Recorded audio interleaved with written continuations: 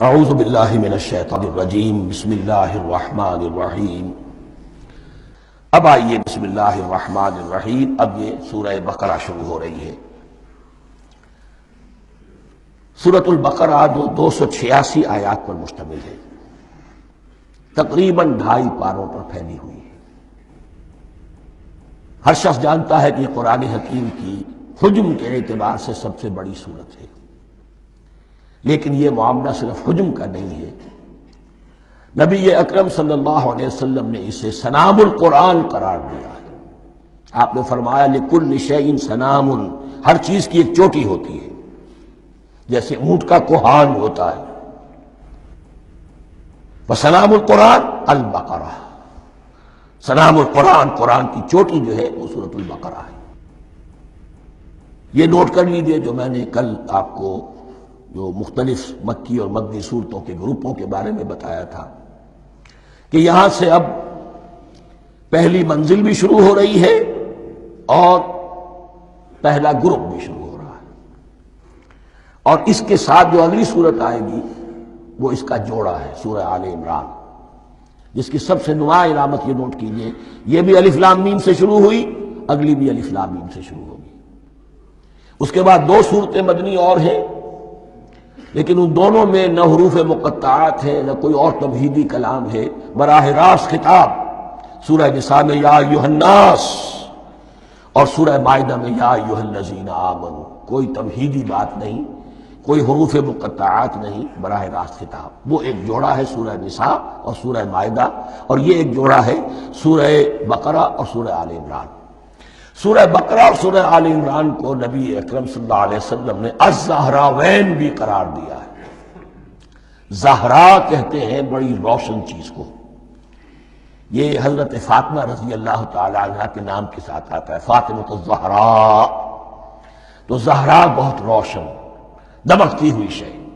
الزہراوین، یہ 2 نہایت دمکتی ہوئی صورتیں ہیں جو قیامت کے دن 2 بدلیوں کی شکل میں ظاہر ہوں گی، حضور نے فرمایا، اور جو لوگ ان صورتوں سے محبت کرتے تھے ان پر سایہ کریں گی۔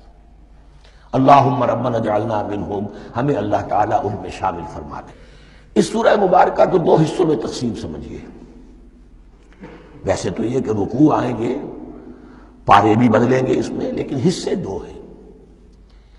پہلے حصے میں اصل روح سخن سابقہ امت مسلمہ سے ہے، یہود سے، بنی اسرائیل سے۔ دوسرے حصے میں اصل خطاب موجودہ امت مسلمہ سے ہے، امت محمد سے صلی اللہ علیہ وسلم۔ پہلے حصے میں 18 رکوع ہیں لیکن آیات 152 ہیں۔ دوسرے حصے میں 22 رکوع ہیں لیکن آیات 134 ہیں۔ گویا کہ اس سے آپ کو توازن نظر آئے گا کہ اگرچہ ادھر رکوع کی تعداد کم ہے 18، لیکن آیات کی تعداد زیادہ ہے 152۔ دوسرے حصے میں رکوعوں کی تعداد زیادہ ہے 22، لیکن آیات کی تعداد 134۔ اسی لیے اس کا ایک نام میں نے تجویز کیا ہے، وہ اس لیے تاکہ کچھ حقائق آپ کے ذہنوں میں ان ناموں کے حوالے سے بھی انشاءاللہ محفوظ ہو جائیں گے۔ سورۃ الامتین، 2 امتوں کی سورت، اس لیے کہ تقریباً نصف اس کی ساری بحث جو ہے، مرکزی بحث، وہ سابقہ امت مسلمہ بنی اسرائیل، اور دوسرا نصف اس میں سارا خطاب وہ ہے موجودہ امت مسلمہ یعنی امت محمد صلی اللہ علیہ وسلم۔ اس کا جو پہلے 18 رکوع ہیں یا پہلا حصہ ہے، اس کے اندر ڈویژن فردر ہوگی ورٹیکل، عمودی۔ پہلے 4 رکوع، پھر 10 رکوع، پھر 4 رکوع۔ لیکن جو 22 رکوع ہیں دوسرے حصے کے، دوسرے نصف کے، اس میں ڈویژن جو ہے جو ہاریزونٹل ہے، وہ افقی تقسیم ہے، عمودی نہیں، افقی۔ وہ میں بعد میں بیان کروں گا جب ہم وہاں پہنچ جائیں گے۔ ان کو پہلے سمجھ لیجئے کہ اس پہلے حصے کی جو تقسیم میں نے کی ہے، پہلے 4 رکوع، پھر 10 رکوع اور پھر 4 رکوع۔ پہلے 4 رکوع یوں سمجھیے کہ پورے قرآن مجید کے لیے اس کی حکمت اور فلسفے کا جو حصہ مکی قرآن میں بیان ہو چکا تھا اس کا خلاصہ ہے۔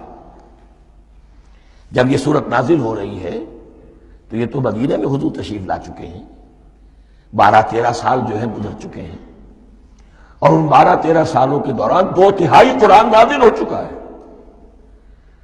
اس میں جو بھی حکمت، فلسفہ اور بنیادی دعوت، یہ جو چیزیں مکی قرآن میں بیان ہوئی، ان کا خلاصہ نچوڑ نکال کر یہاں 4 رکوعوں میں رکھ دیا گیا۔ اگرچہ ان میں بھی جب گہرائی میں آپ دیکھیں گے تو روح سخن جو ہے وہ بنی اسرائیل کی طرف ہے، وہ میں بعد میں عرض کروں گا، لیکن اضافی طور پر یہ سمجھ لیجئے کہ پورے مکی قرآن کے حکمت اور پیغام کا خلاصہ ان 4 رکوعوں میں۔ پھر 10 رکوع ہیں جن میں براہ راست خطاب ہے سابقہ امت مسلمہ، یا بنی اسرائیل۔ اس کے بھی 2 حصے ہیں۔ پہلے ایک رکوع میں دعوت ہے، بڑا انداز اس کا بڑا پیارا ہے، اس میں دعوت ہے، ایمان لاؤ محمد پر صلی اللہ علیہ وسلم۔ اور اس کے بعد 9 رکوع ہیں ملامت کے، ملامت، تنقید، تم نے یہ کیا اور یہ کیا اور یہ کیا، ہم نے یہ احسان کیے، یہ احسان کیے، یہ احسان کیے، تم نے یہ ناشکری کی، یہ ناشکری کی، یہ ناشکری کی۔ اور اس سب کا نتیجہ آخری 4 رکوعوں میں ہے کہ اب تمہیں اس منصب سے معزول کیا جا رہا ہے جس پر تم 2000 برس تک فائز رہے ہو، اور تمہیں ہٹا کر اب ایک نئی امت محمد کی شکل میں جو وجود میں آ چکی ہے صلی اللہ علیہ وسلم، اسے اس پر فائز کیا جا رہا ہے۔ اور اس کی علامت کے طور پر اسے میں کہا کرتا ہوں کورونیشن، تاج پوشی۔ ایک امت معزول، دوسری امت اس کا نصب ہو رہا ہے، اس کی تاج پوشی کے لیے سمبل، علامت کیا ہے؟ قبلہ تحویل۔ وہ قبلہ یروشلم، سابقہ امت کا قبلہ اب ادھر رخ نہیں ہوگا، اب اہل توحید کا قبلہ یہ مکے کی طرف ہوگا، بیت اللہ کی طرف ہوگا۔ تو تحویل قبلہ کا مضمون ہے جو ان 4 رکوعوں میں آتا ہے۔ تو یہ میں نے تھوڑی سی تمہید جو ہے آپ کے سامنے رکھ دی ہے۔ اب بسم اللہ کیجئے۔ صدق اللہ العظیم۔